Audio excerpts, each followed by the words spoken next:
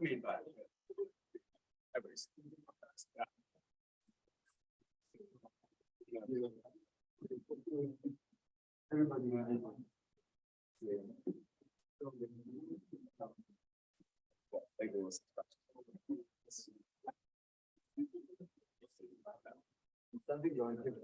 yeah.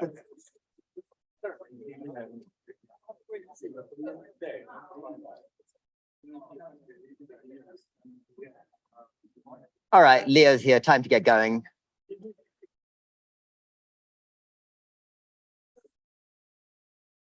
All right, well, thanks for sticking around. So today, my objective is to get to talk about how you get the information out of quantum systems. Last time, I was deliberately vague about it because I was just addressing the question of, is the information there or not, right? Without really addressing the question of how you can get at it, which in the general case is a really computationally hard problem. So it's a good reason I wasn't trying to talk about it. Okay, first I want to clear up a couple of things from last time. And so, you know, especially based on questions that people asked me after the lecture that I felt I should address for the full group. One of the questions, okay, so I was talking about this setup, and I explained that in this setup, you have a reference that's entangled with your system. It's redundantly encoded, so in principle, it can survive some amount of decoherence into the environment.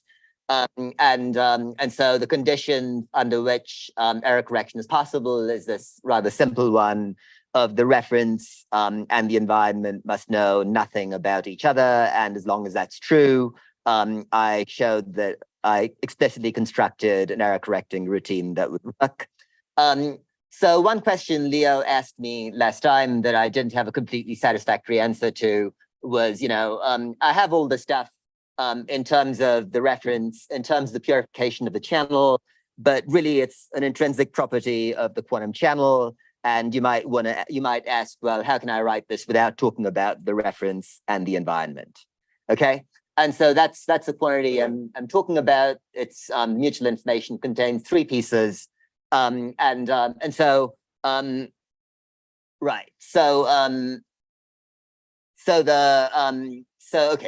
of these three pieces, this guy is the entropy of the input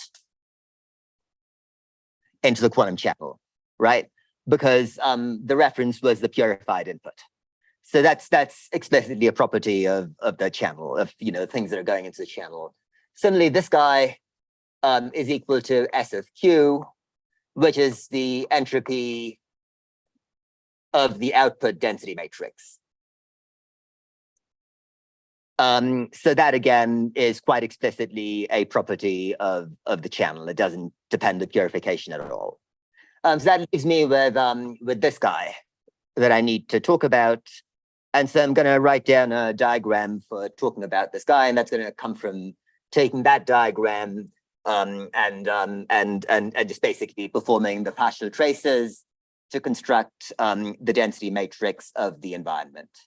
And so to do that, what you'll see is that there's a square root of rho tracing out the reference. So there's another square root of rho in there. And then I have my embedding isometry. This leg's going to get traced over. Then I have my system environment coupling. Well, it actually goes over both these legs. So both of these legs get traced over, but the environment doesn't get traced over. Okay, so this is the density matrix of the environment in my construction. Fine. And so now what I want to do is I want to compute, let's say, some entropic property of the environment. And I'm going to do the lazy thing and just talk about the second Renyi entropy, just because the diagram for that is relatively simple. And so the diagram for that is basically two. So before I go there, let me just point out that that this thing I did trace over Q. That's the environment. That's E.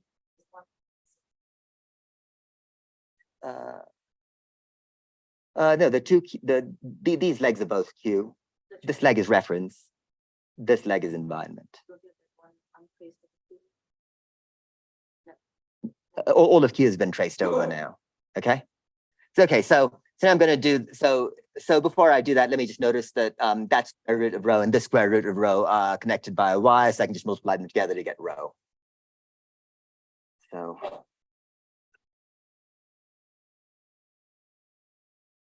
and in fact, I can simplify this further because I can just do the isometric embedding, and that gives me a rho twiddle, which lives on Q. So I'm going to do that.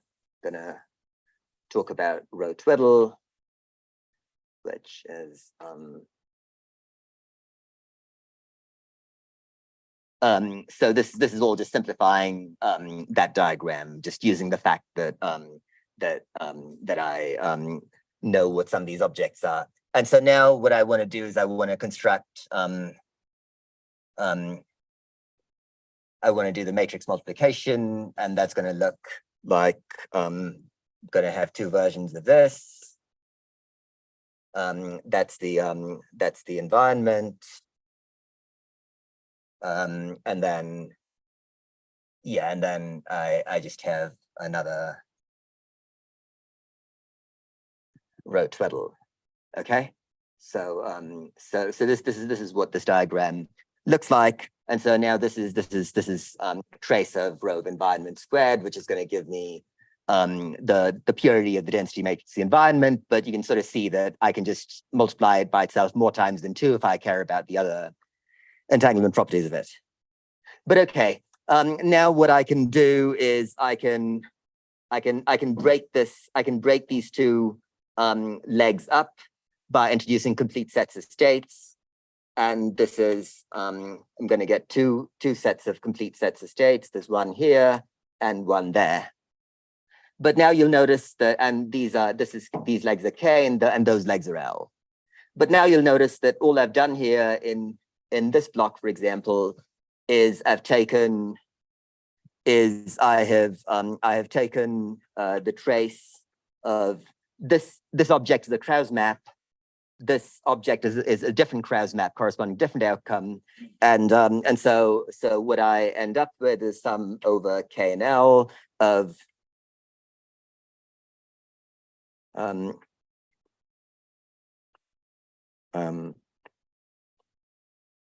so this is expressed now completely in terms of the description of the channel without any reference to any purifications at all. So that's how you would do it if you wanted to do it. Okay, so that's one comment I wanted to make to clean up from last time. So and you can get the rest of the entropies of the environment this way.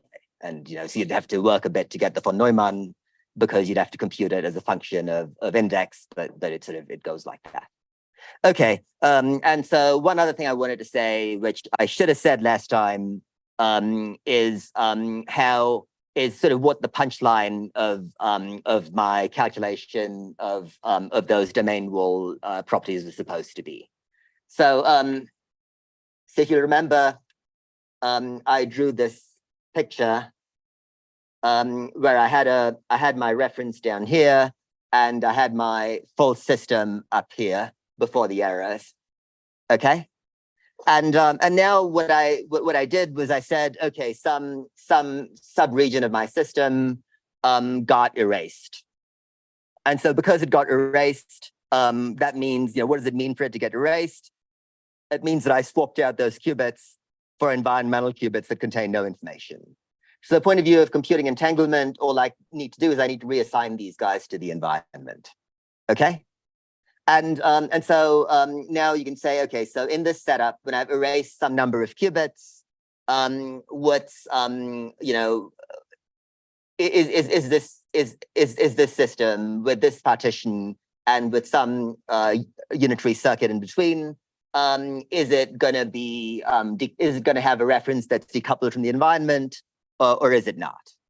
And the key point is, I should have said, so you can imagine beginning with E being really small.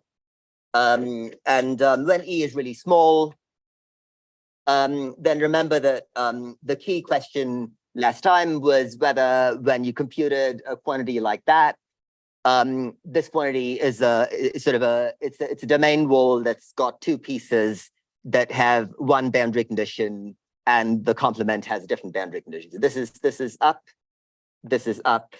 and that is down, or whatever other boundary condition you want. I'm not insisting on up and down being meaningful, except the different boundary conditions.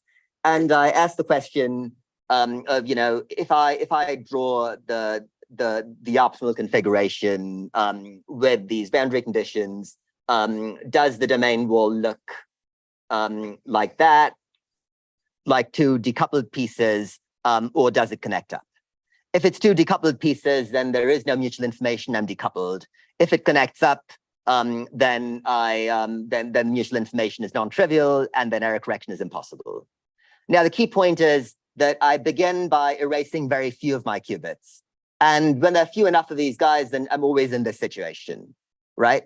So I'm always going to decouple.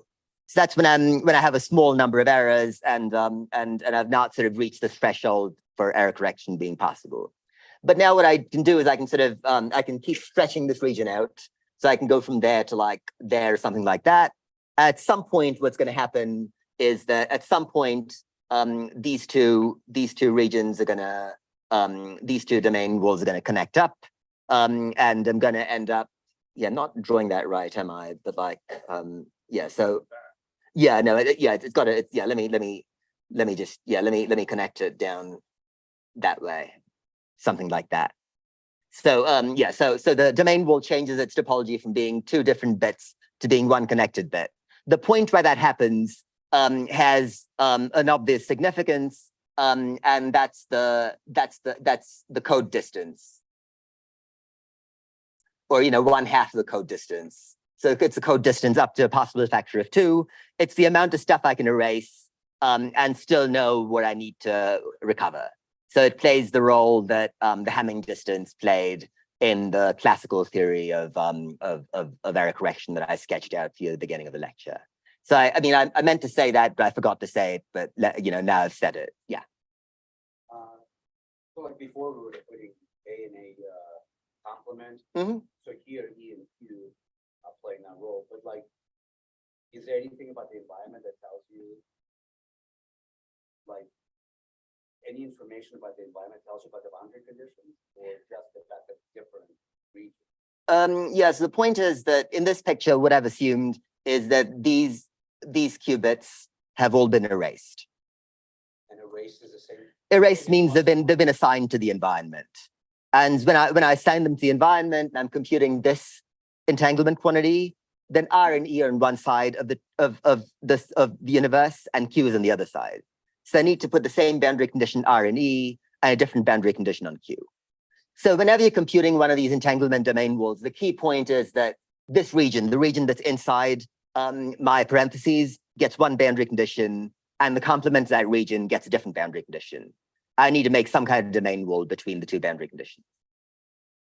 And if it was a permutation, like if it was yeah. Rainy entropy, then It wouldn't matter. I would still have just two regions. I'd still just have a region that's complement. The boundary conditions for that would be, instead of pluses and minuses, I'd have 0s, 1s, and 2s or something like that. But it would be these numbers, these particular permutations would be different, but they'd still be different permutations. You'd have trace permutation in the complement, and you'd have whatever, Rennie specific permutation inside the subregion. But is there a protocol, like if there's more than two, is there a protocol of which two members are to assign to the two regions? Let's say RE and Q.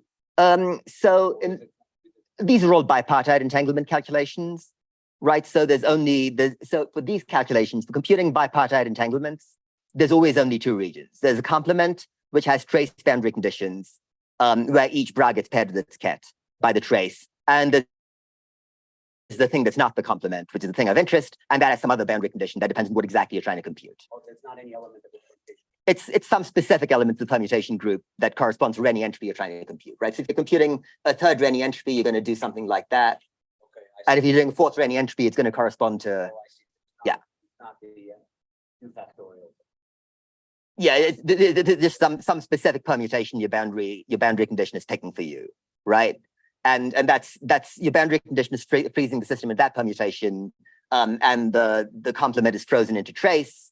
And then those guys propagate into the system. And of course, in a non-trivial case, the system has many different permutations it can fluctuate into. So your domain wall can, split and like branch and do various interesting things inside the system. But at the boundary, there's only 2 because I'm computing a bipartite entanglement quantity. If I were computing something more complicated, like for example, I don't know, like negativity, or like reflected entropy, or one of these other more sophisticated measures, then I'd have a different calculation. But that's because I'd be fundamentally computing at once a multipartite measure of entanglement. But the number of boundary conditions corresponds to how multipartite, the specific quantity in a vague sense is that you're computing. Okay, so that's just leftover stuff from last time. Yeah. So from this picture, it seems to me that for generic encoding, the code distance will roughly be half of the number of physical qubits. But based on my limited experience with quantum error correction codes, usually we don't see so large code distance. Can you comment on this? Absolutely. So these codes are completely useless. You can't decode them. They're exponentially hard to decode. So all the work you're doing out of getting your quantum computer to get an exponential speed up. So, you factor your number really fast, but then you spend an exponentially long time decoding the answer. So you don't really win. So to talk about actual codes that you might want to use for some application, you'd want codes for which you have an efficient decoder that's actually implementable classically. And so that's why these things are useless for that. They give you some insight into how the information is stored in a generic quantum system, but I would not propose these as like practical error correction routines. Does that make sense?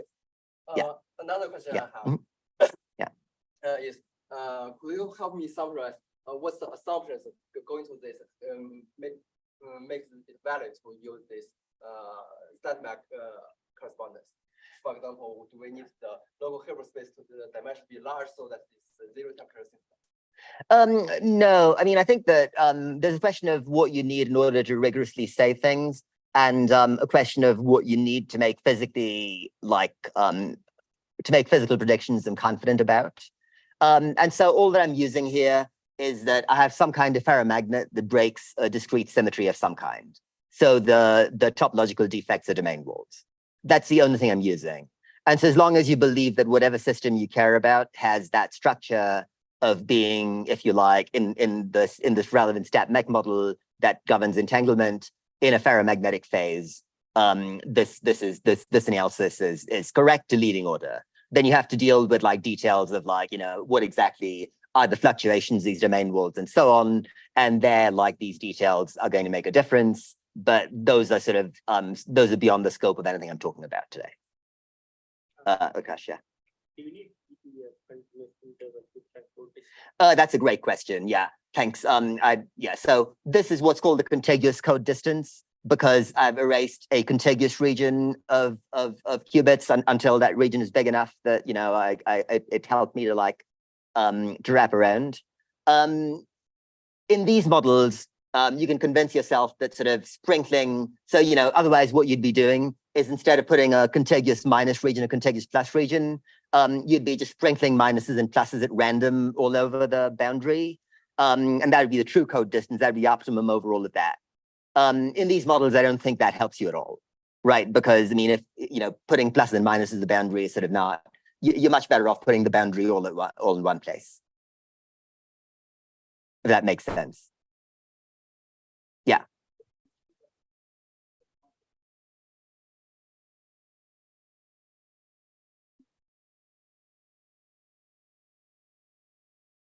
Sorry, how do you see that?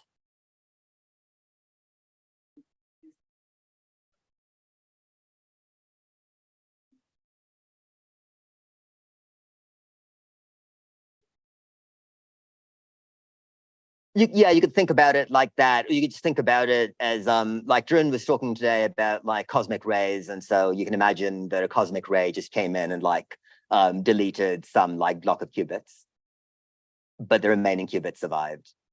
Yeah, I mean, you're asking why do I consider contiguous error, and yeah, there's sort of various reasons why you might do it. I mean, I just did it because it's convenient to draw, but it illustrates the general principle. Yeah. I will assuming here that we know exactly where the erasure arrow happens on which qubit. No, because that's important for decoding, but that's not information theoretically important. Whether you know it or not, like, is irrelevant to the question I'm asking here. It's only important for decoding. I'll talk about decoding a bit tomorrow, but like that's sort of it's a topic that I really don't want to talk about more than I absolutely have to. Okay, so anyway, that's all from last time's. Let me actually get to the topic of today's lecture. And so what I want to talk about today is a situation where so I'm going to go back to the usual situation of the measurement induced transition. And so what I have in mind is you have an input state.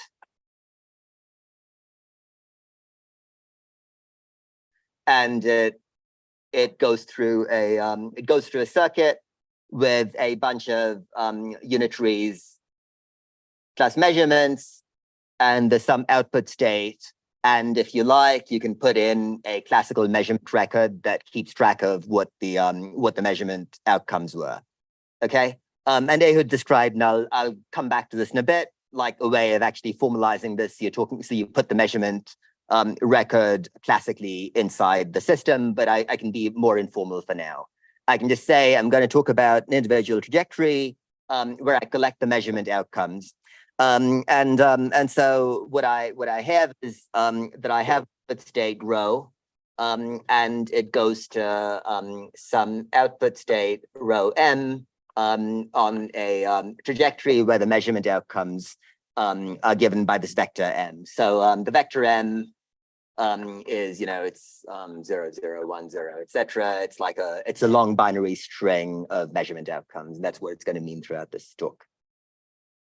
Okay, and so fine. So you have rho m, and the other piece of information you have is the measurement record itself, which is this vector m, which I'm assuming that you have access to measuring apparatus, and so you look at it and you can tell what you're doing. And so, okay, so now what we want to do is we want to use this classical measurement data to accomplish some task. And as Ehud said yesterday, there's sort of two perspectives you could take on what this task is. One of these perspectives is what I could call decoding or feedback, and this perspective or error correction, and so what this perspective is that Bob looks at m, and like I showed in my proof of decoupling last time, what this vector does is it tells Bob what unitary rotation to act with on the space where the qubits were encoded in order to retrieve the quantum information that he wants to retrieve. Right, so if the errors are correctable, then what's going to happen is the initial density matrix is going to become rotated in a direction that depends on m. And so once you figure out what m is, then you can act with a recovery operation that's u conditioned in m, and this recovery operation is going to retrieve the state. So that's what you normally call decoding, and it's what you use in order to fix up errors in error correcting code. Now the second question you could ask, and that's what I'm going to be talking about today, which is eavesdropping. And here the idea is that there's some bit of information encoded in the input state. It could be some classical information that Alice is trying to send to Bob or something. And so what you want here is that Eve looks at M and tries to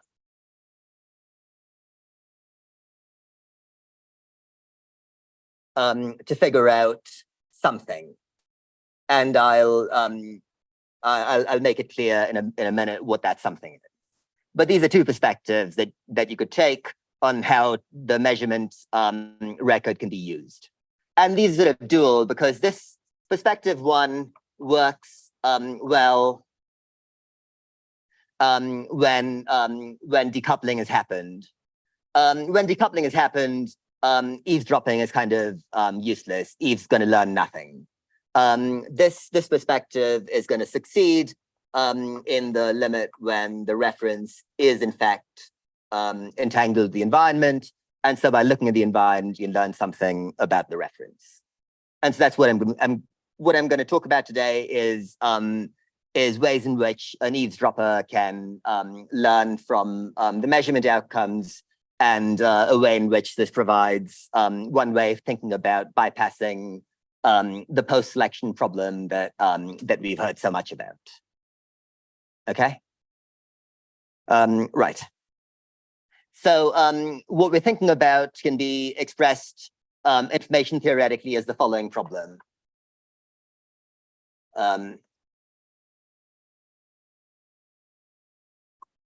So Alice has some list of numbers. So let's say it's a binary list. So she can pick randomly between 0 and 1. So Alice can encode, Alice flips a coin, depending on whether she gets heads or tails. She either sends in the density matrix rho 0 or the density matrix rho 1 into the experiment. And then the dynamics happens. So you have unitaries plus measurements, and then ultimately, Bob gets some state. I'm going to call rho twiddle, conditional on M, and there's going to be some measurement data, little m. Okay, so ultimately, what I have, if I look at this entire process, I started with a classical bit of data. I ended up with a classical bit string of data. And what I want to know is the correlations between this classical input and this classical output of the entire process. Okay, so that's what I'm going to be interested in. So Eve has access to this, and Eve wants to figure out something about that. And to the extent that's possible, it's based on correlations between this and that. So that's the idea behind when eavesdropping is going to work. You could, and in fact, I'm going to treat them as pure in this in most of what I'm going to say today. But as of now, I don't really. That's not a necessary assumption. But yeah, I don't think it helps. I mean, yeah, it might help, but it doesn't help me in any particular way. Okay, so that's where we're going, and so there's one sort of confusing point. I'm using these boards all wrong. I should be using the upper ones, then sort of sliding them up, and then anyway, let me. So you don't really need this information. So I'm gonna just obscure it for now. Okay, so fine. Now, one thing you might expect is that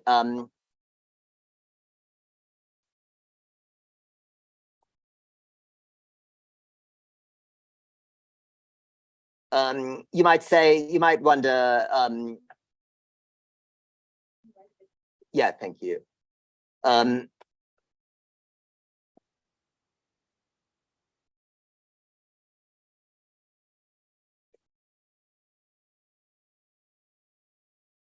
So this is a question you might ask. Certainly, if this mutual information was zero, then eavesdropping would not work.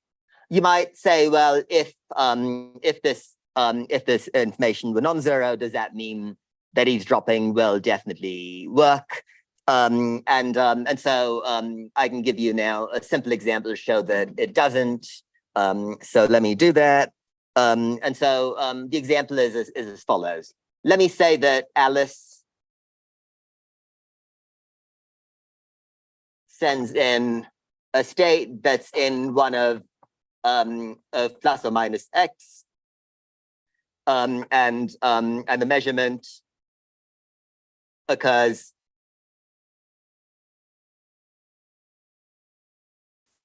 in the z basis. So after this measurement, the z basis, you've certainly collapsed the state completely of this qubit, right? But you've learned nothing from it. Okay, so why is it the case that you learn nothing from this measurement?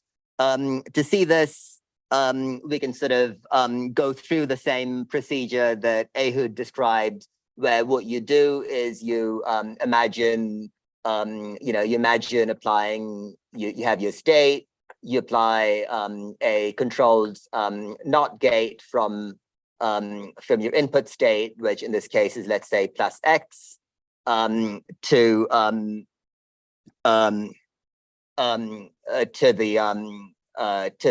measuring apparatus. So this guy is the measuring apparatus.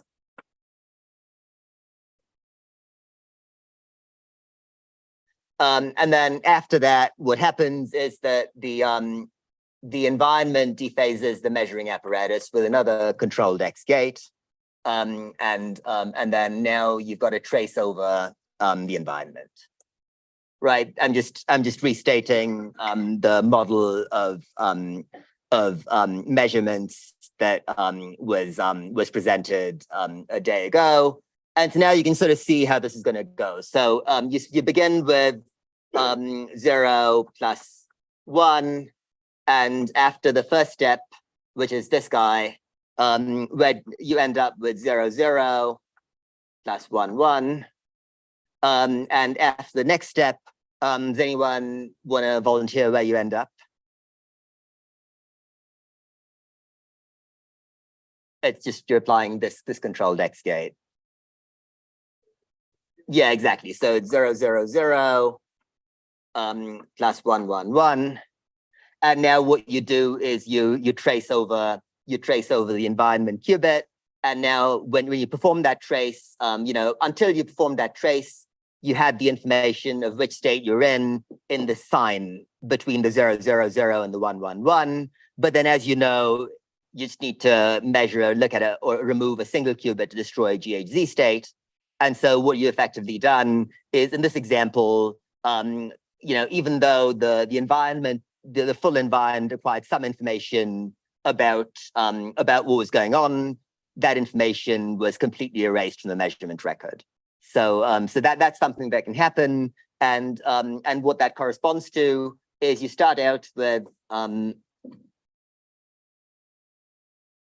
so this is a thing that can happen, and if a lot of your measurement data is like this, where it just collapses the state without revealing much classical information, then Eve is not going to have a good time with her decoding task, even when the information is not preserved inside the system. Okay, so very roughly, there are sort of two things that can happen when you take two states. So one possibility is that you have two states. Let's say they're orthogonal before the measurement. So there's a psi1 and a psi2. And now you apply the Krauss operator. You apply some Krauss operator to these two states. And the subscript's not important, but let me write it big, just so it's clear that it's not important. And so two things can happen. So one thing that can happen is that these two states just end up very close to parallel after I've performed the measurement. So it's sort of I've made them coalesce into the same state. And so even though now my wave function has been collapsed and I've lost my two distinct states, my measurement record has learned nothing about, or has learned very little about which state I sent in. There's the other possibility, which is what I'm which is a case where I'm going to have better luck, which is when I have psi1 and psi2, and once again I apply the measurement operator, and now what happens is that psi1, let's say, gets left more or less alone, and psi2 has its norm massively reduced. And in this case, the measurement outcome really is learning which of these two states I sent in, right? So this example is what I would call learning. This is the case where your state got collapsed and the information about which initial state you had was written into the measurement record and could in principle be retrieved later from the measurement record. Okay? Yeah.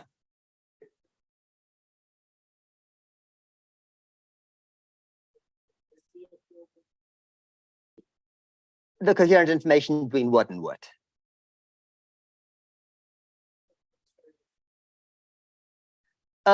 Yeah, so coherent information is the same, right? I mean, it's sort of, well, yeah, so it's sort of, yeah, so the coherent information between R and the environment now you're talking about?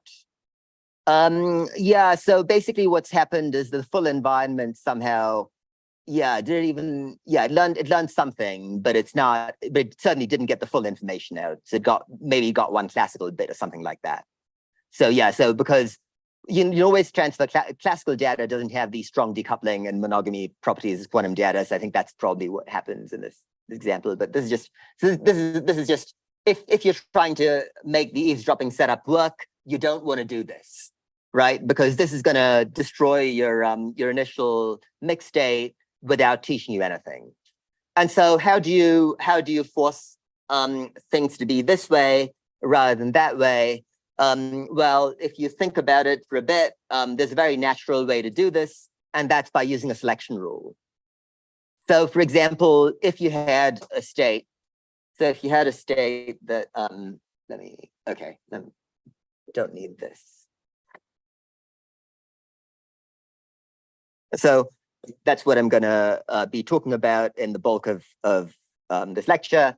So, so I'm gonna have two states that are psi0 and psi1, and these are going to be, and there's going to be some operator Q such that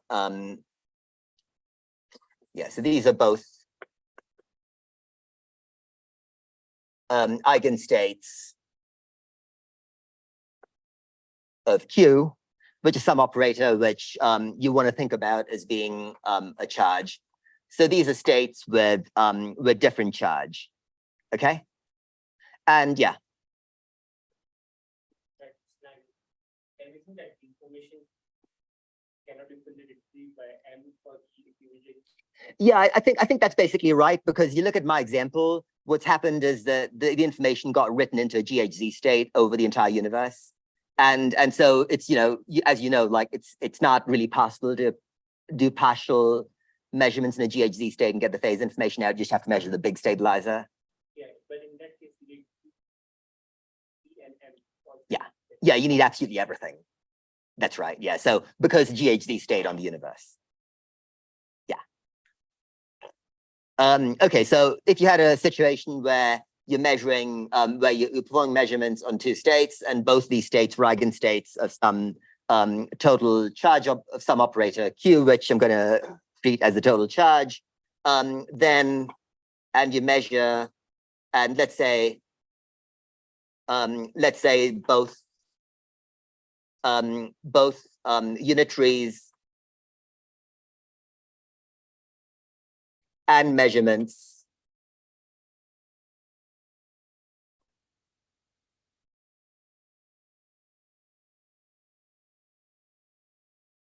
both of them commute with the total charge, then you can see that that if I take two states like this, sort of no matter what happens, they're going to be orthogonal. because they're distinguished by labels. They're good. They've got different good quantum numbers, and so they can't sort of turn anything but orthogonal. And the only thing that can happen under the measurements, the only form of purification that happens in the system under measurements corresponds to me learning this classical label.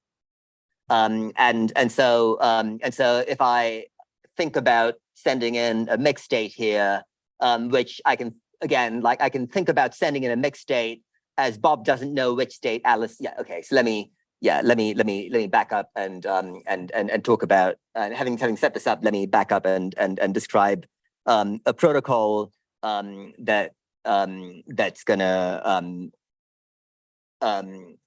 be the one we use for eavesdropping. The protocol looks like this. So Alice, yeah.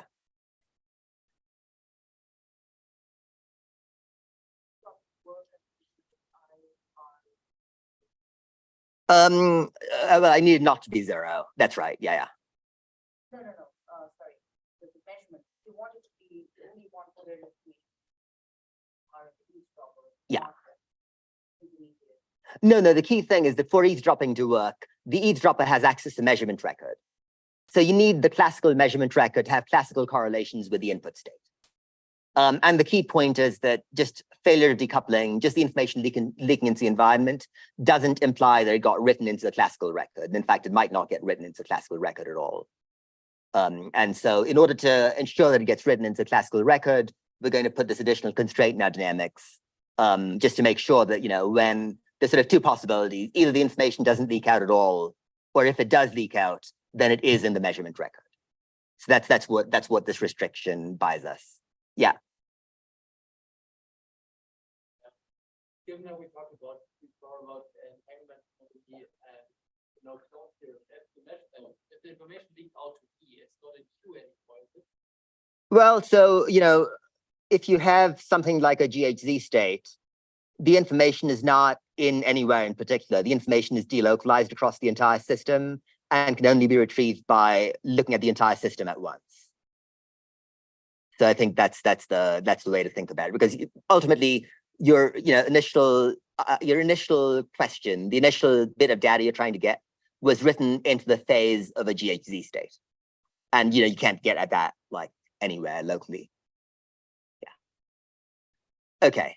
So now let me do what I should have done a couple of minutes ago and specify the protocol that I'm going to use to talk about this eavesdropping game. So so I'm gonna it's annoying because I wrote this without Eve.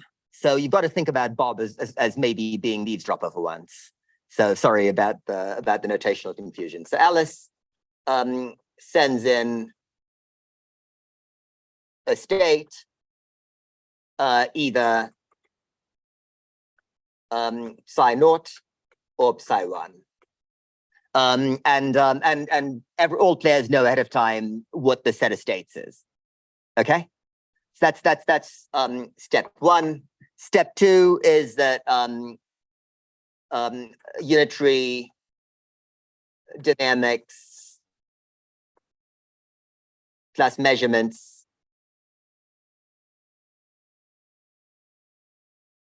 happen, and afterwards Bob, who should really be named Eve, Bob collects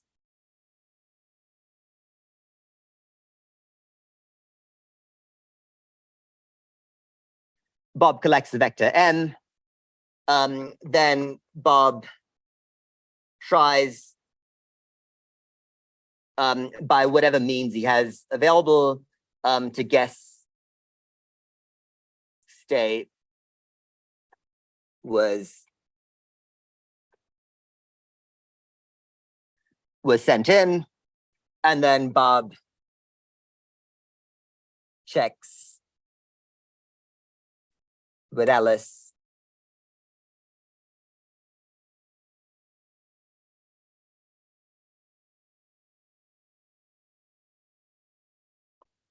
Bob checks with Alice if he got the correct answer.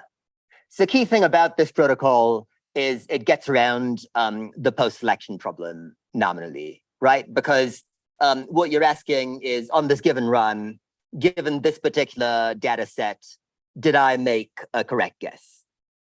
And so you can do this over and over again, and each time, you have a measurement record. For that measurement record, you make a guess, you check the guess, you give yourself a point if you got it right, you give yourself 0 points, you didn't get it right, and then you just ask, after you've taken enough statistics, how many points do I have? And that gives you a way of estimating the success probability of your guesses. And so the thing that I'm going to discuss today is that there are transitions in the rate at which Bob succeeds, or the probability of which Bob succeeds at this game. And so that's what I'm going to call a learnability transition. Yeah. You're setting a classical bit through a quantum channel. You're trying to figure out what the classical bit was. What you're trying to correlate the input classical bit with the output classical bit string, and but because it went through a quantum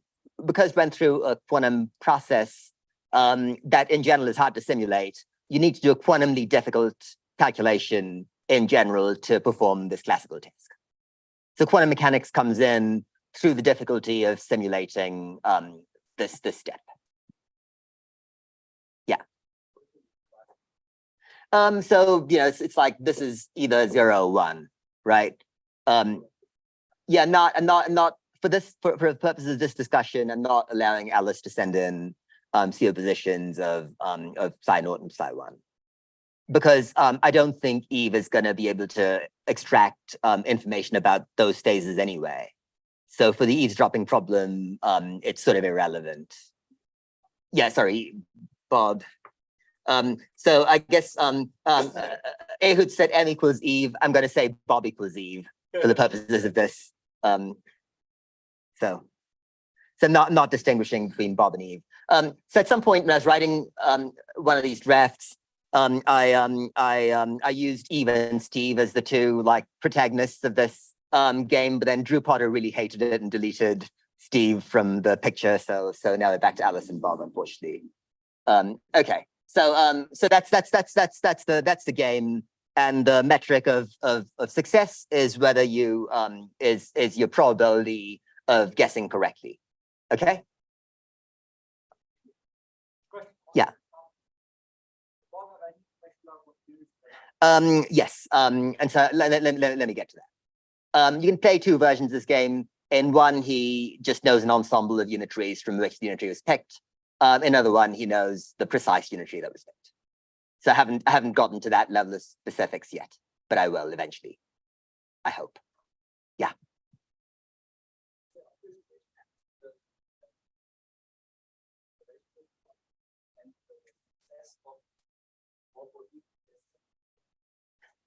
Yeah, these are all just, if you like, there's a ultimately the mathematical object underlying everything here is a joint probability distribution over input and measurement outcome, right? And so the success probability and every classical information theoretic quantity you'd write down are just ways of massaging this joint probability distribution.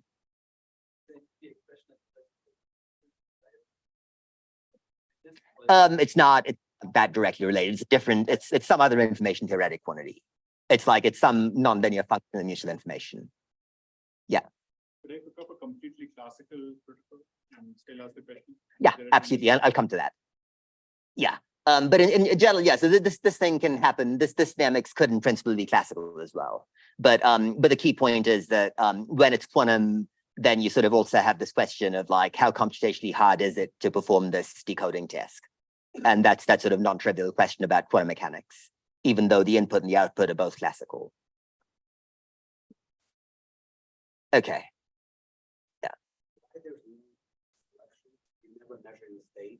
Yeah. You're never looking at the state, right? You're looking at this joint distribution on the input and the measurement record, and you're just looking at properties of this joint distribution. You're getting many samples from this joint distribution, and you're trying to analyze those. You're going to get, and ultimately what you care about is the probability distribution of the input conditional on the measurement record. Right, so that's, yeah. But usually in these guys, this is similar to the Cal divergence. Yeah. Right. Mhm. There's no post-selection issue. Yeah. But there is still an exponential scaling of the, because the Yeah. Distinguish between distributions would be. Yeah, but here the distributions are separate out relatively simply because the binary nature of the input. You just need to have the measurement bit strings corresponding to one input be have enough relative entropy with respect to measurement distribution, the other input. And I mean, I'll get to like explicitly showing that's the case. But yeah, it can be done with like, with, you know, it's not even like a bad polynomial. It's like just linear or something. You just need to have the distribution separate out. Yeah. So the two distributions we're comparing are P input guess subject to M and P input actual input.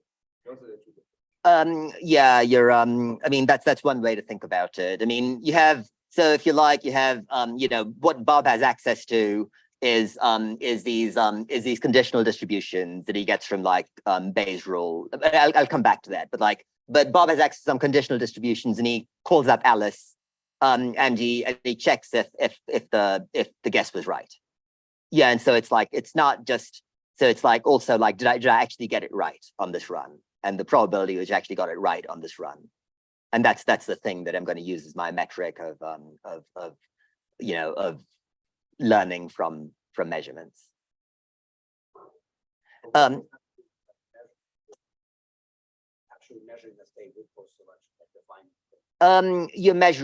You're looking at some simple property. Okay, so let me actually get to that.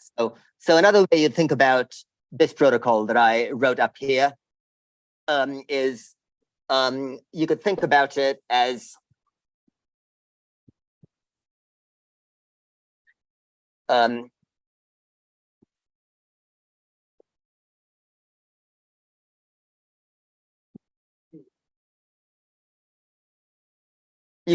so from Bob's perspective, an unknown initial state drawn from a distribution is just a mixed state, right? So I can say my input state is so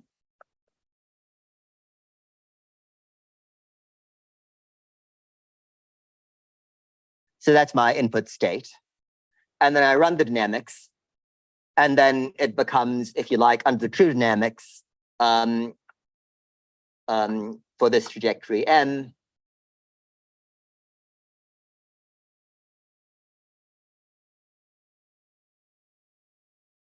Now let's assume that I've run the dynamics long enough that I've actually that the system is completely purified. So one of these guys goes to 0, and the other one remains finite.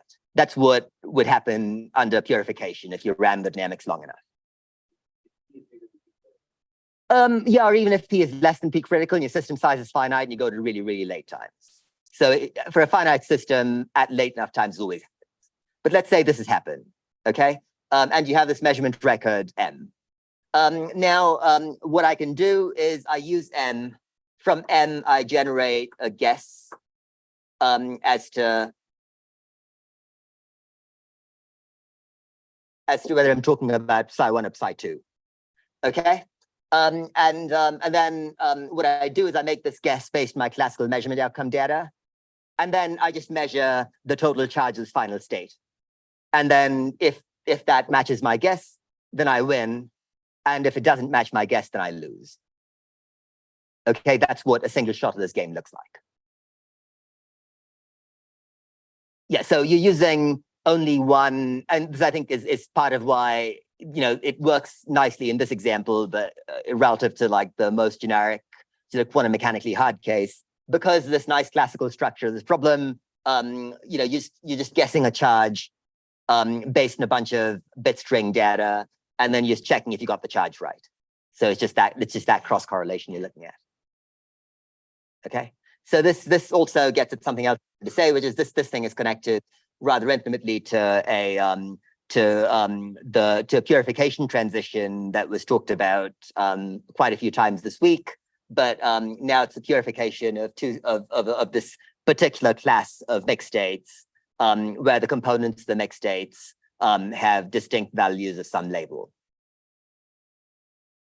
Okay.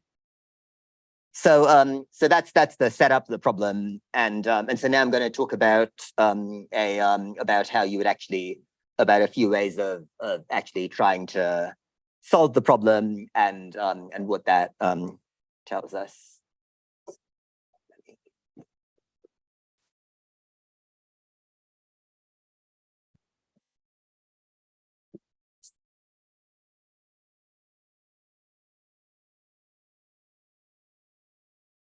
So obviously the simplest thing I could do if I wanted to figure out these probabilities, and I had an extremely powerful classical computer, and I was dealing with a small system. So, okay, so I specified the problem. The problem is to generate these guesses and check how often they're right. And now I'm going to describe some protocols for doing it. I'm going to call these classifiers. They're not really decoders because we're not doing error correction, but they're the ways of learning, the ways of using the measurement data to learn what the output what the output was, or what the output is going to be.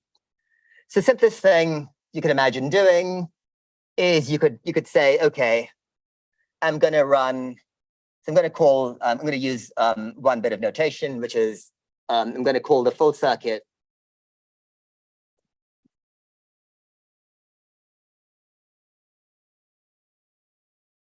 this is some Krauss operator corresponding to this measurement outcome, right? So that's just notation that I'm going to use going forward. So the simplest thing I could do is I can just compute Km on the norm of this guy, and I can compute the norm of that guy using my classical computer to just implement the circuit, and I just guess whichever one's bigger, right? So that's an algorithm that's like extremely simple conceptually, but of course extremely hard computationally because it involves evolving an entire circuit, and in general, the circuit's going to generate highly entangled states. Okay, so this is the simplest classifier. So this is a very simple, but it's like, if you like, it's the obvious classifier. And another way of thinking about this classifier is, again, from this purification perspective. So I send in a mixed state, and I run it out to however long I have to generate this trajectory, and then I say, you know, what is the content of the mixed state? What are its coefficients on psi naught and psi 1? I take the bigger one. So that's an option I can do. And so the reason I'm mentioning it is because this is sort of information theoretically optimal. So if these are both non-zero, then even in principle, there's no way that I can always guess the correct answer, right? Because the true quantum state itself is has both coefficients in it, and so the purity of the state somehow gives me a limit to how efficiently I can or to how well I can guess what the optimal guessing probability is. Okay, so this is simple / optimal. So I meant to discuss this, and I'm not sure how much time I'll have, but the point is that this thing, this dynamics, this purification dynamics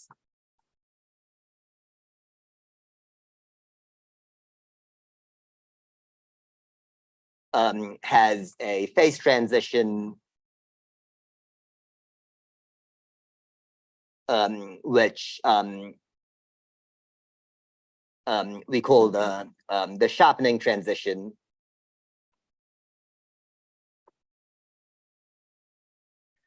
if your measurement rate is low enough and unitaries win, then there's one kind of sharpening dynamics that is slow in some sense that I'll define momentarily. Whereas if your measurement rate is high enough, then you have a different or much faster dynamics of sharpening. So this guy learns very fast for some rates of measurement and very slowly for other rates of measurement. So that's the simplest thing I could do. And that's optimal. And the next thing I want to talk about is an equally simple idea, but it's actually trivial to compute, and it's very far from optimal. And then we'll try and do something that's in between.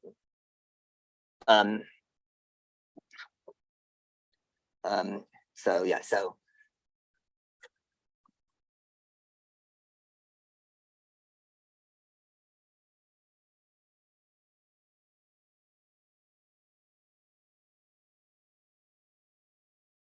the idea behind this algorithm is to say that each measurement outcome is a zero distribution with a relevant total charge. So what you do is you say, you just treat each outcome as an uncorrelated draw from a binary distribution with mean either I guess. So yeah, so let me also introduce some other notations. Let's say that Q acting on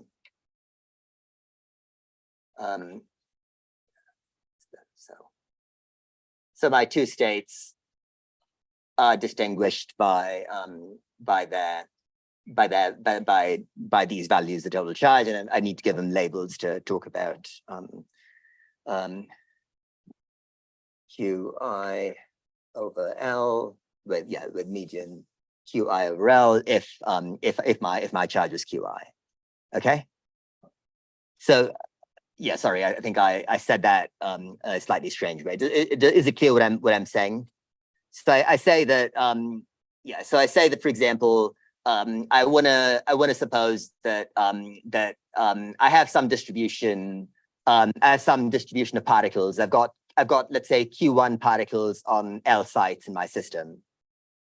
And what I want to do is I want to estimate what kind of probability distribution I would get if I just drew particles at random from this distribution without a structure at all. So it's like some binomial distribution, and that's parameterized by the mean, right? So it's the probability of seeing a 0 versus a 1, and that's all there is.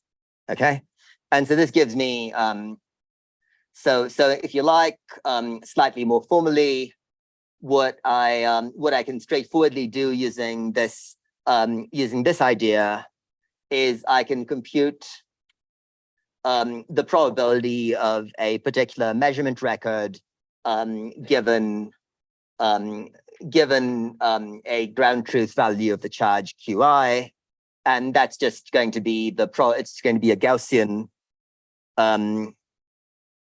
That's not going to normalize it for you, but it's let's say I have n measurements. So you have n measurements. So that gives you right. So sorry. So I've got n. Let's say that I performed n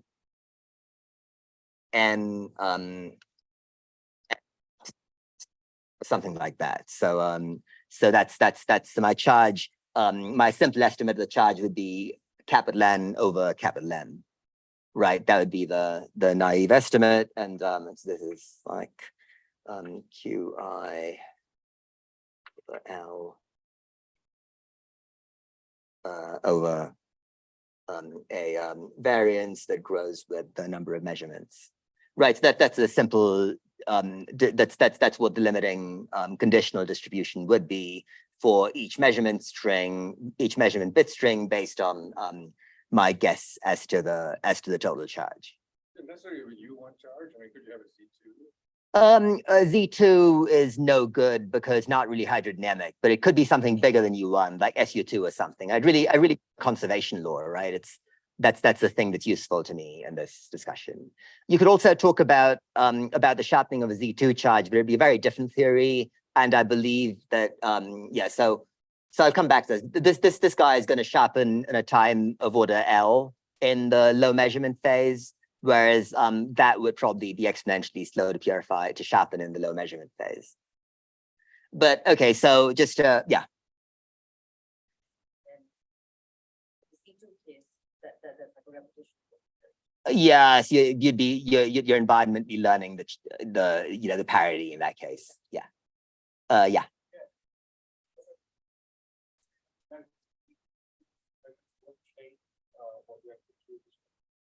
Won't change capital Q, but they'll move charges around. Q is that P and given Q is not the global charge. Yeah, no, it is the global charge. In that case, doesn't one measure tell you what the global charge? You're not measuring the global charge. You're measuring. Yeah, sorry, I should maybe this should have showed up somewhere in my discussion, but the picture is that I have a circuit that consists of a bunch of U1 conserving gates, and every now and then I measure an individual site, and so I get either a 0 or a 1 on the site that I measured. Okay, so that's my measurement data. My measurement data is a set of bit strings of 0s and 1s. If I were measuring the total charge, then there wouldn't be a problem to do it all. But so the question now is I'm getting this kind of data. And the simplest thing I can do is I can say I'm just getting a bunch of uncorrelated 0s and 1s from a binary distribution that's specified by this expectation value, which is Qi. Okay.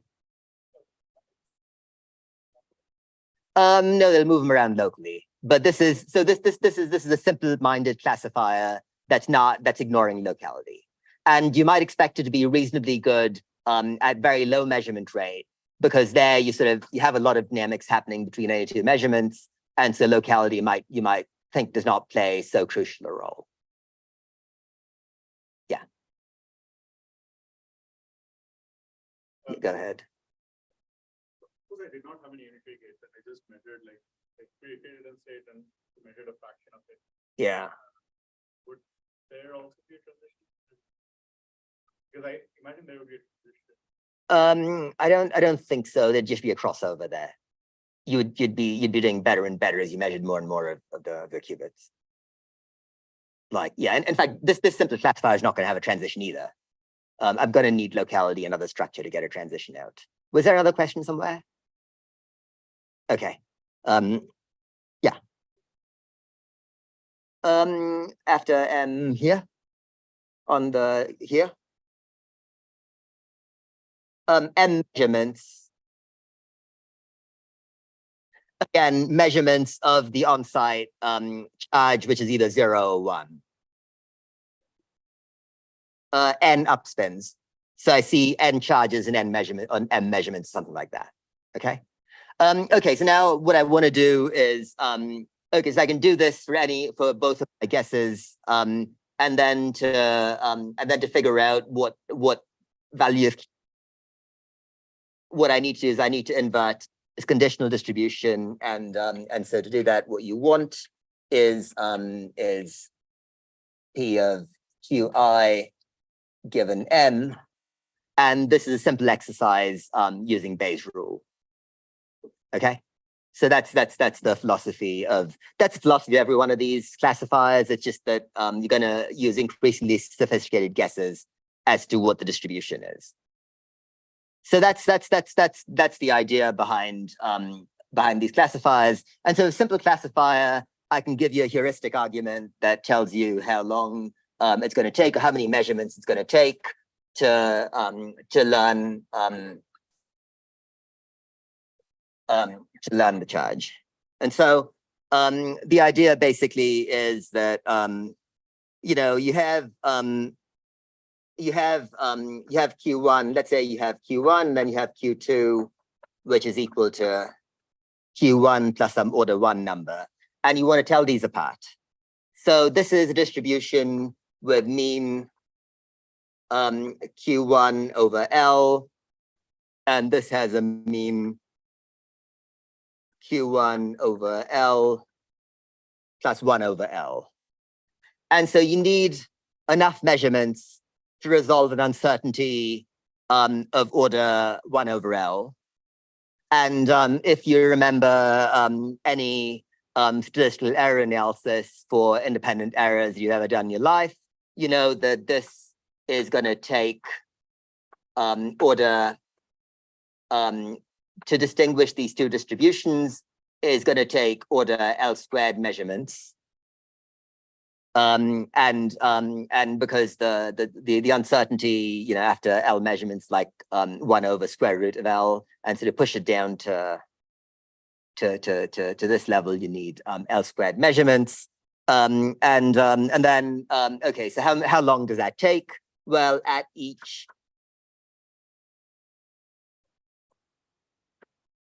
time step, let's say you're measuring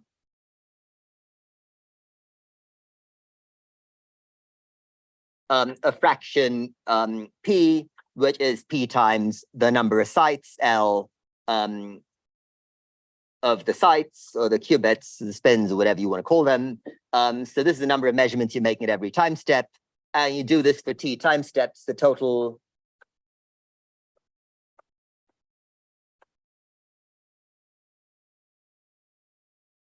number of measurements is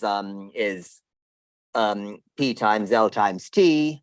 And in order to have this be on the order of L squared, what you need is you need to keep measuring for a time that that scales as L over P. Okay, so you need a time of order L at low measurement rate according to this argument. And if you wait this long, then the simple-minded classifier is going to sharpen the charge, and it's going to tell Eve what the initial state was that got sent in. But that's how long it's going to take. So that's if you think about it, a crude upper bound on how long you might have to wait.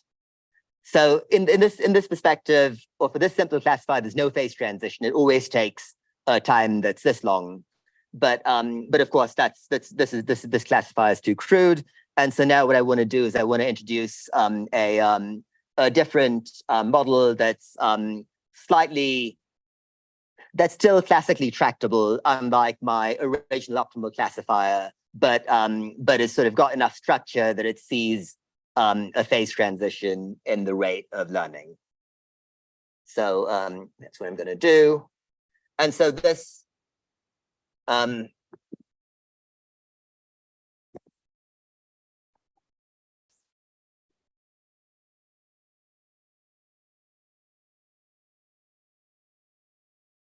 okay, so so in the original problem, what I think I'm not sure if I specified this or not, but I guess I implicitly did in my discussion of the optimal classifier.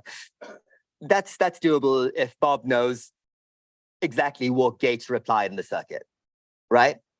And that knowledge is powerful because it gives me sort of the exact description of the charge distribution and that run of the experiment. But of course, that's what makes the problem hard. So in order to make the problem simple again, but to retain the spatial structure, what I'm going to do is I'm going to throw out the information about the gates. And what does it mean, throw out the information about the gates? I'm going to just compute. I'm going to leave the measurement outcomes quenched. I'm going to leave them where they are. I'm going to leave the measurement locations where they are, but I'm going to average over the unitary group on each gate. Okay, and so that's so each time I see a gate. So okay, remember that that in general, the time evolution of my initial density matrix looks like this. So I have some Km, and then I have Yeah, so there's some initial density matrix rho, and it evolves under it evolves both the bra side and the ket side, right? And so what I want to do is, okay, so now let me just think about this for 2 qubits. So let me say, for example, that let me just do the most trivial example where I have, let's say, 1 measurement and 2 qubits. So so that's going to be, so the circle is my measurement location, and let's say that my measurement outcome is frozen at 1. So on this trajectory, that was the measurement outcome that I got for this measurement, and there was a unitary over here, and there's a U dagger here. And what I'm going to do is I'm going to perform an expectation value over these unitaries wherever I see them. Okay. And this I can do using sort of very simple versions of the techniques you've heard about earlier this week. Here you don't have to deal with multiple copies of unitaries or anything. It's just a U and a U dagger. And remember that that the U's conserve the total charge. So each of these matrices is a 4x4 matrix with this kind of block diagonal structure, where this is the up block, the down block, and then the non-trivial block where charges can move around. Okay, and once I average over the unitaries, I don't have time to do this, but it's also, I think, intuitively obvious. Each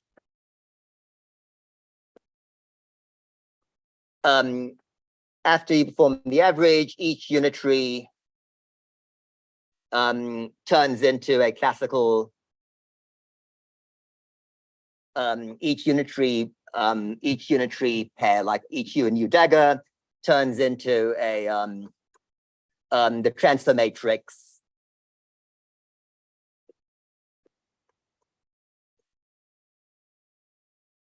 of a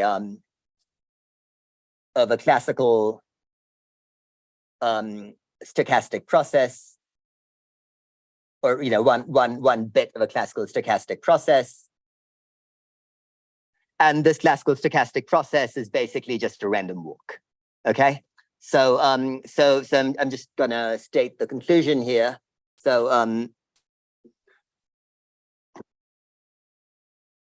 so if you throw out the information about the gates and you talk about what this evolution operator is, this evolution operator is the transfer matrix of a classical hopping model called the symmetric exclusion process. So in the symmetric exclusion process, each site on each side of the system is either occupied or empty. And so if I have an occupied site at any time step, it can either hop to a neighboring empty site with probability a half.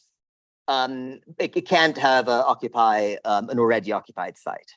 So this is the model that I get from just the unitary average. Okay, so the unitaries. So once I average over the unitaries, then like my complicated unitary evolution, now average over the unitary group, becomes a simple classical stochastic process, which is a random walk. Yeah. No, it's not. An average over unitaries is a channel that loses information, right? Because you don't know which unitary applied because you throw out that information. But it's a channel. It's probability conserving, and it's just a classical Markov chain. Does that make sense? Yeah. As far as just the charge dynamics is concerned, that's all that remains after the average over unitaries. All coherences get killed by the average. So that's all the information that remains at this point in the problem, once I've performed this average. So I have this classical process, and it's, you can think about it, you can visualize it as a bunch of random walkers moving around, and their pads can't cross, but they can touch and move around, okay? Now, what do the measurements do here? Well, the measurements just give you classical conditioning. So the measurement locations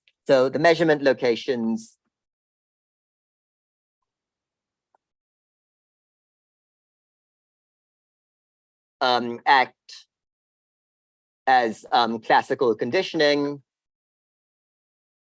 So when you think about your ensemble of random walks that are allowed under a particular trajectory, they correspond to random walks that say, let's say I have a measurement location here, going to draw it as a square, and I know that that measurement outcome was 1.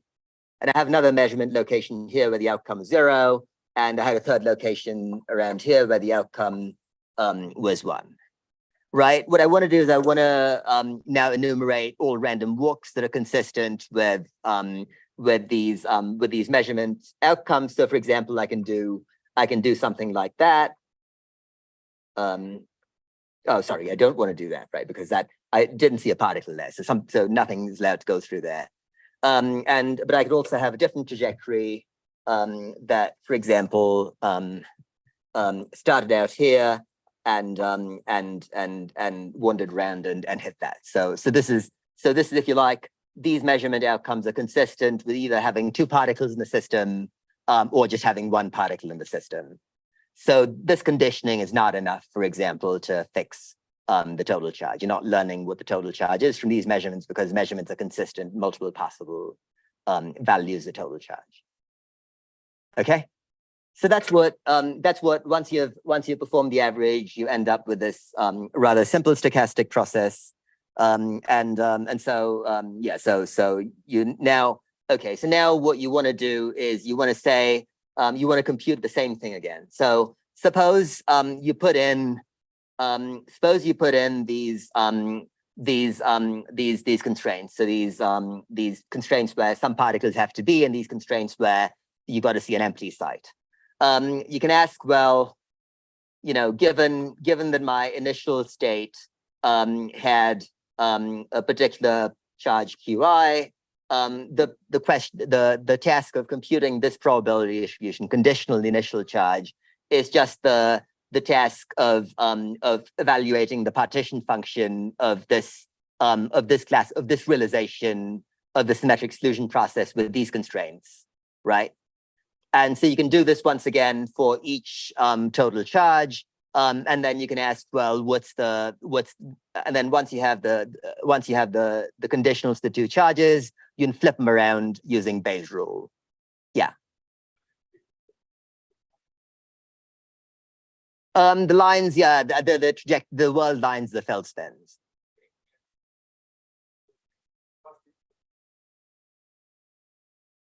Yeah. Well, you have time evolution and measurements, right? Because you don't just have measurements. Yeah. Well, it's not solitons. They're just random walkers. They're just moving around in like jittery world lines.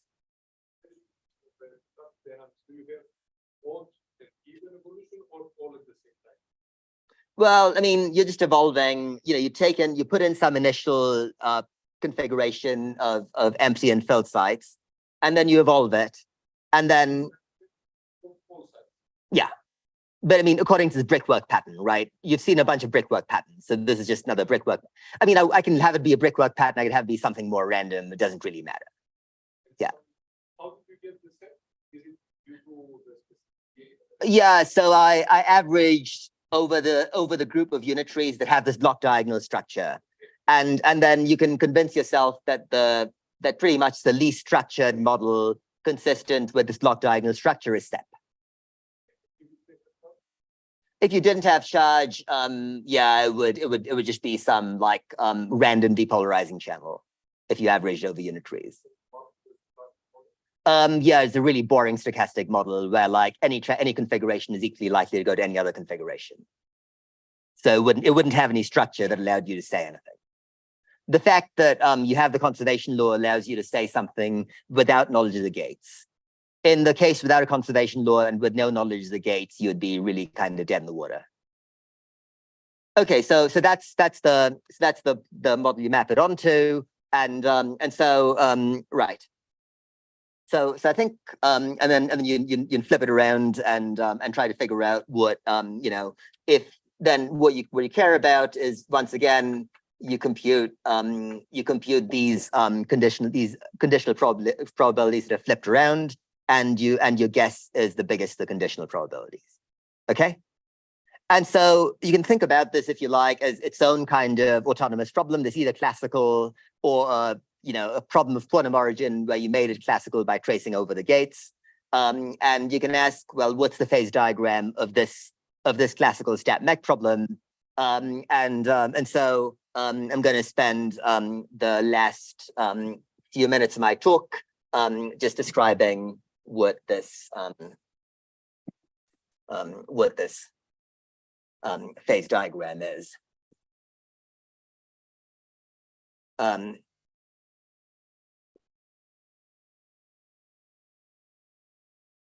Okay, so essentially the information I have is already here, or like part of it's already here. So if you have a low measurement, if you're living in a world of low measurement rate, then you have a bunch of different histories that can satisfy all the constraints.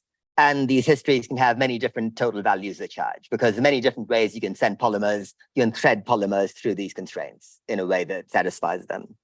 On the other hand, if you have a situation where the measurement locations are much denser, like for example, let's say you have a measurement location over here, and then one over here, and then one over here, and they all have a polymer, and then this guy is empty, and that guy is empty, and that guy is empty. Then if you were trying to thread polymers through this world, you would sort of be forced, no matter what you did, to send polymers like that, and then there's only sort of one polymer that that'll fit inside these constraints, right? So any history that's consistent with these constraints is going to have the same number of polymers. I'm just going to draw another one. It's going to maybe wiggle a little like that, but then it's going to go again the same way. So any history that's consistent with these constraints is going to be more or less is going to look more or less the same. It's going to look more or less the same locally, with some fluctuations over some correlation volume. But it's going to have some particular total charge with very high probability, and that probability is going to go to 100% and the appropriately scaled thermodynamic limit. Okay, and so now instead of actually treating these guys as quenched, I can construct a replica theory of this problem by performing this average over the measurement locations and outcomes in the appropriate replicated way. And then what I'm going to see is basically that I'm going to get interactions between different replicas that are due to integrating out the constraints. And so there's a phase in which the replicas, in which polymers and different replicas are bound together. That's a sufficiently high measurement rate, sufficiently strong interactions, and the phase when the interaction is sufficiently weak, where the polymers in different replicas unbind from each other. And this unbinding transition, which I don't have time to talk about, is a costless tailless transition in one dimension, which you can get a lot of mileage from once you realize it's a KT transition.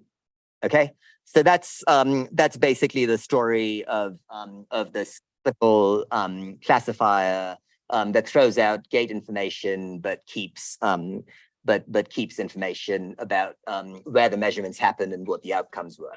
Okay, so I'm pretty much out of time. So let me just close by drawing a phase diagram of this model as a function of how often you perform measurements. So there's a threshold for learning at all that's given by the optimal classifier, and that is at a point that we call P sharp. And this is a phase transition in the purification dynamics, the quantum model in individual trajectories, the type that of the same type of phase transition that we've seen before in the case of, say, purification, but now with a conserved charge. There's also a threshold somewhere farther out here, which I'm going to call P simple. And in this regime, a simple classically efficient algorithm can learn the charge. Okay. But now, and you can sort of push this forward a little bit by doing things that are simple, but not this simple. But what I consider sort of an open question is near this, near the optimal sharpening transition, is there a regime where the eavesdropping problem is information theoretically possible, but computationally hard. And so, you know, if such a transition exists, do we have the theoretical tools to either say that it does or show that it doesn't? And so I think that would be an interesting question to understand. Like, do the information theoretic are there regimes where eavesdropping is conceptually possible but not practical at all without a full-fledged you know, without exponentially many resources in either classical or a quantum computer? By the way, a quantum computer doesn't really help you over here, because on a quantum computer, you would have the post-selection problem, because in a quantum computer, you can't just compute probabilities. You have to sample them, you know, one at a time. And so this regime would also be hard for a quantum computer to figure out. So okay, I'm going to leave that as an open question. There are a bunch of other questions like this. You know, I just gave you a simplest example of a phase transition where you go from learning a label to not learning a label. There are many other kinds of labels you could write down, like you could talk about SU2, you talk about discrete symmetries like Matthew suggested. Yeah, and there's sort of a lot of open questions here, but I think I'm out of time, so I'll stop.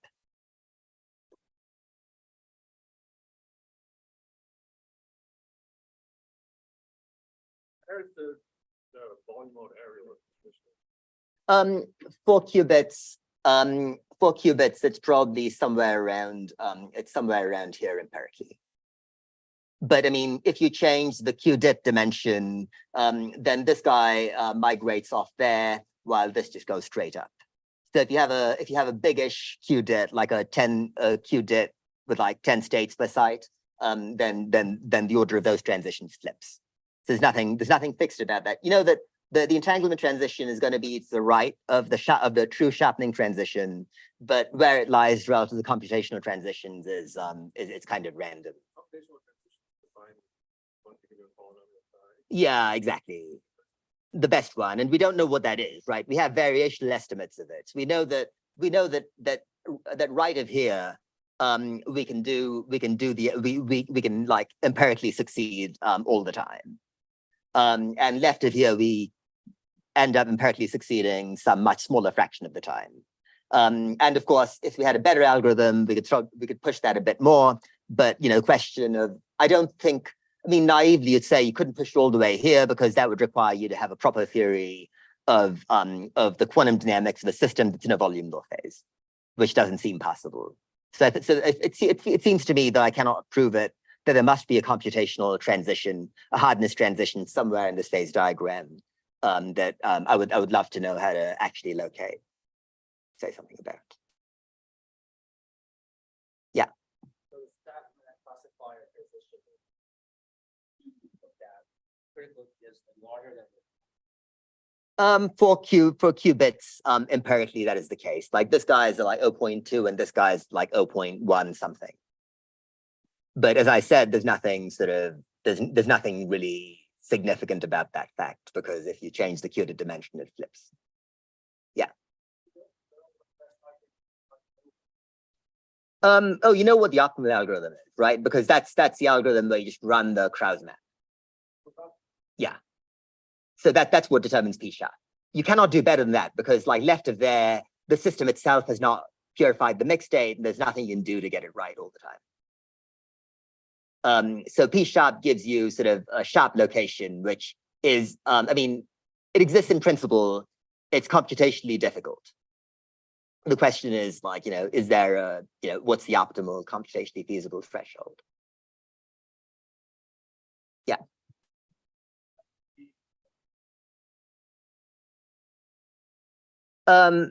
Yeah, like right of p-sharp. Yeah, right of p-sharp, you're learning charge information. Yeah, yeah.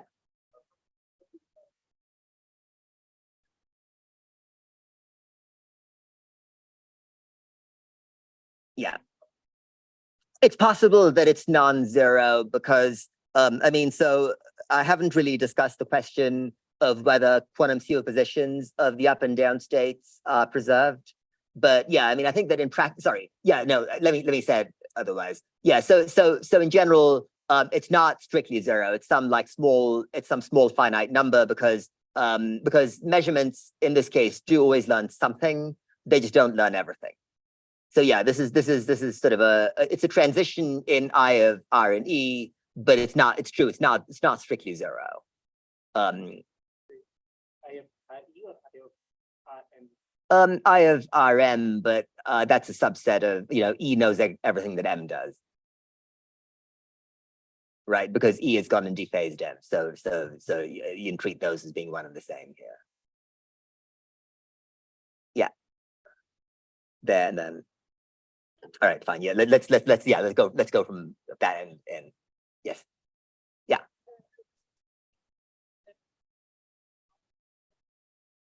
Yeah.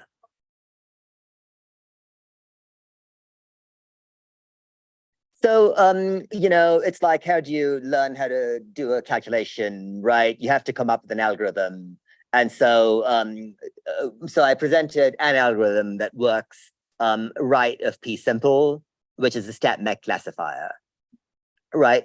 And then we have some sort of trivial ways of improving the stat mech classifier, which move it like a bit left of P simple. But in order to do better, you need a better algorithm. And so it could be that, if you had better ways of simulating quantum dynamics of, like, say, or even just the quantum dynamics of a conserved quantity, then you could do a lot better. But that it's an algorithm dependent thing, which, by the way, I should say is also true of like thresholds in general and quantum error correction and things like that. Like each decoding algorithm has a threshold, and like it's they're always in the wrong side of the information theoretically optimal threshold.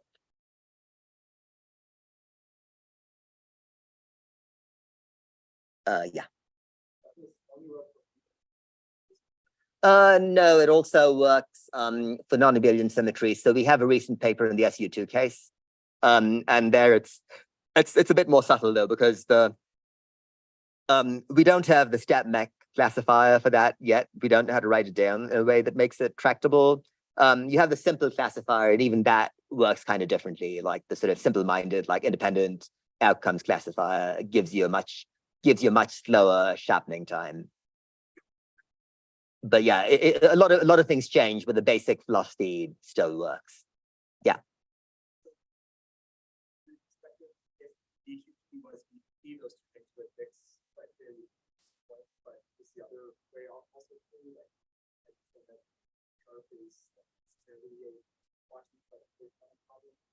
Yeah, no, I don't really know how to do that. Like, we don't have a good way of like saying anything about the complexity of getting P sharp. I mean, we've presented a way of doing it that's obviously hard, but that just could be because we're stupid.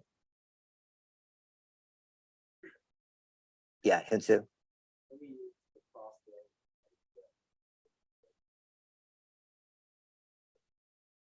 The what idea? Well, so I don't think so, because I think you're already doing that here, right? You're already like you're already using the classical data on the side to compare to your to quantum calculation. So you're already doing that. So I don't think you can double do it. Yeah, I mean, they're in my picture, the sort of random states with a fixed charge. That's the picture you should have in mind. I mean, you can say that that Bob has a description of those states. I mean, if that makes you happy, then that's a bit negotiable. He knows what the charges are, so he knows what he's trying to guess. He knows the search space he's trying to guess in. Yeah. Do you know conditions under which it makes sense to just start off with the independent binary distribution of them? It's never really a good assumption, I would say. It gets the sharpening time right at the low measurement, in the low measurement limit, but it's not clear that it's not, it gets a lot of other things wrong.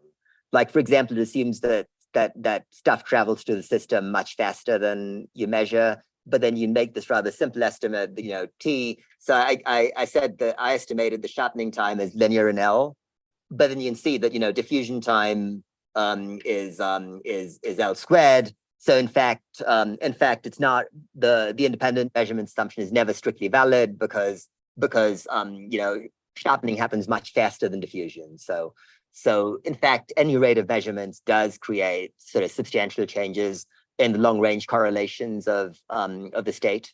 But those just turn out not to be important for estimating the sharpening time deep in this phase.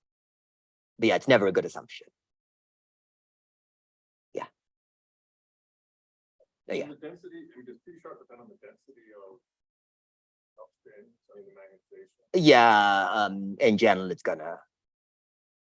And when the magnetization goes to full up. Yeah. Yeah, that's right. Yeah, so it's gonna, yeah, exactly. So it's sort of it starts out at 0 and has some kind of dome-like shape. Yeah, I mean, of course, for the StatMech classifier, it's like fairly straightforward to compute that phase diagram. Yeah, I mean, the one thing you'd ask about, I mean, this is a bit of a tangent, but like you could ask if density fluctuations change the universal properties of the transition somehow. It turns out that because the KT transition, it's like really robust to things like density fluctuations. So it's still a KT transition, and we believe the true transition at P sharp is also a KT transition. Though that's based on sort of like arguments and sort of understanding the structure of the problem more than like any kind of explicit calculation. You can't do that. Yeah.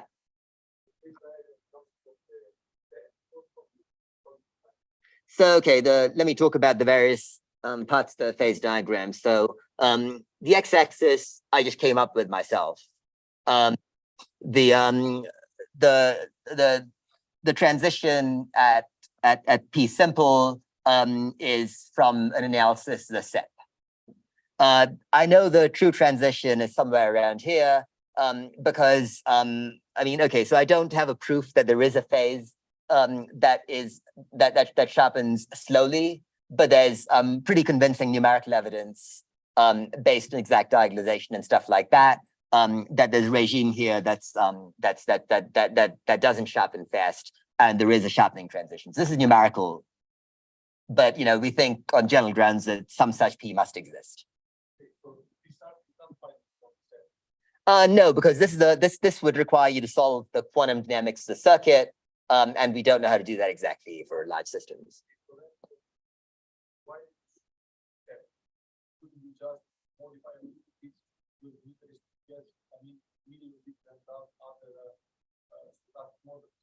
Yeah, there'd all be like set. I mean, for this problem, the SEP classifier has the advantage of being, in some sense, natural because you're throwing out information about the gates, but you know the ensemble of gates. If you change the ensemble of gates, you have a different model. It has a different P sharp, a different P simple, but you know, why is that important? Well, I mean, if you have the wrong ensemble of gates, I don't really see how that helps you approach the real phase transition. I mean, you can use information about what the actual gates are, right? So, okay, so let me explain maybe for half a minute how we get these like slight improvements over P simple. So those are, you look at each gate and you say it's got some rate of going from left to right versus going from right to left. And that's a random thing which you can compute for each gate by treating it as a classical stochastic process with like spatially varying rates. And so that improves over SEP. And so you can think about that as changing the ensemble, but really it's just using a little more local information. Well, yeah, I mean, you've got to map it onto a stochastic process somehow, right? And that involves some approximation. But no, it's not really clear how it would buy me anything to map it onto a different stochastic model, because that other stochastic model wouldn't correspond to the ensemble of gates and measurements I put in the first place, right? It's like, yeah, there's no obvious reason why that seems to help, but good question.